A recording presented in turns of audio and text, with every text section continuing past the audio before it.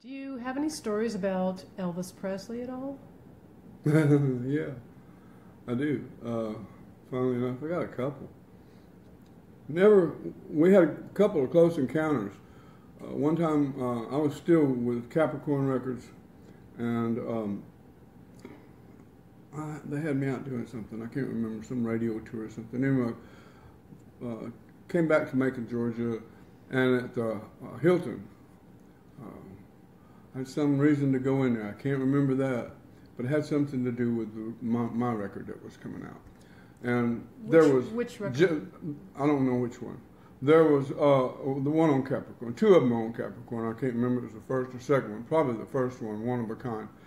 But in there was Ronnie Tutt, Jerry Sheff, Glenn D. Harden, and James Burton, and they were all dressed alike. And they were sitting in the lobby of the Elvis's hotel. When I band. walked in, I went, "Oh, all right, man." Good to see.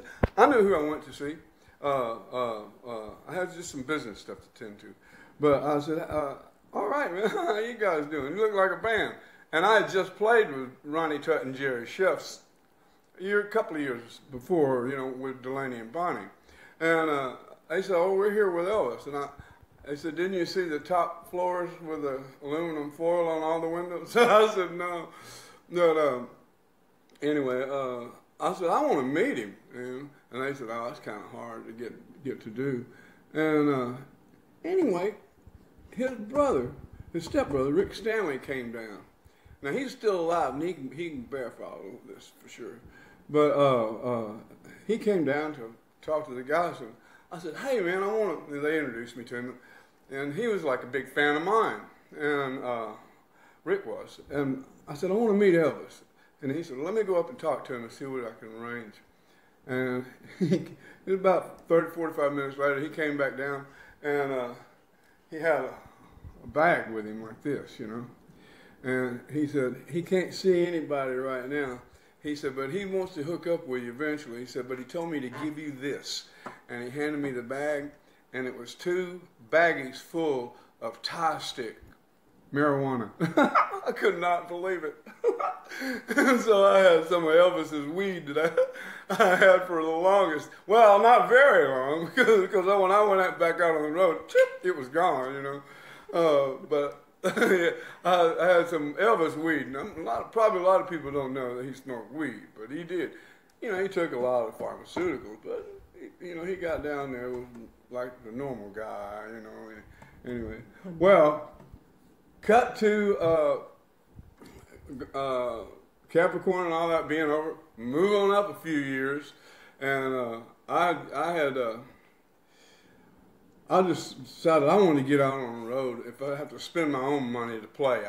When I crashed my Ferrari in England, as I was flying through the air, I said, if I get out of this, I will go to the United States and play in every honky-tonk and beer joint from Memphis to L.A., Just let me, this is not the way I'm supposed to go. Well, I survived it. And to make good my word, I went to spend all my money, truck, equipment, band, and all that. We booked a bunch of joints all over the United States. That was one part of it. Now, we come back from Louisiana. I had some guys. Billy Crane was a guitar player. I can't remember exactly who all else was in my immediate band then. He was a good guitar player. He's around. But I'll be damned, we're staying at my mom's house in Millington. That's outside of Memphis. The phone rings. Now, Rick Stanley had my number all this time. And it was Rick Stanley. I said, what's up? And he said, hey, man, Elvis wants you to come out here on the hill. He wants to hang out with you a little bit. And here I am, busted, sleeping on my mama's floor, me and the band.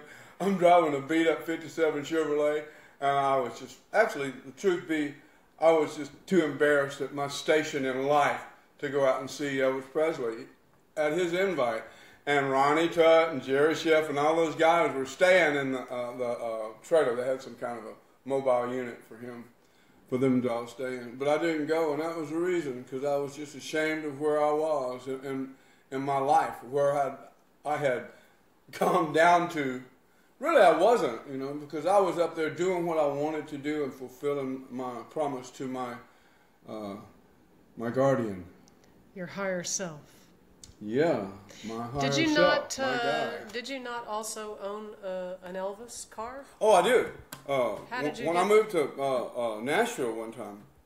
Now I lived in Nashville 3 or 4 different times, you know, for extended periods, and I don't know why I kept going back. I don't know what the attraction was, but I've still got some good friends in Nashville.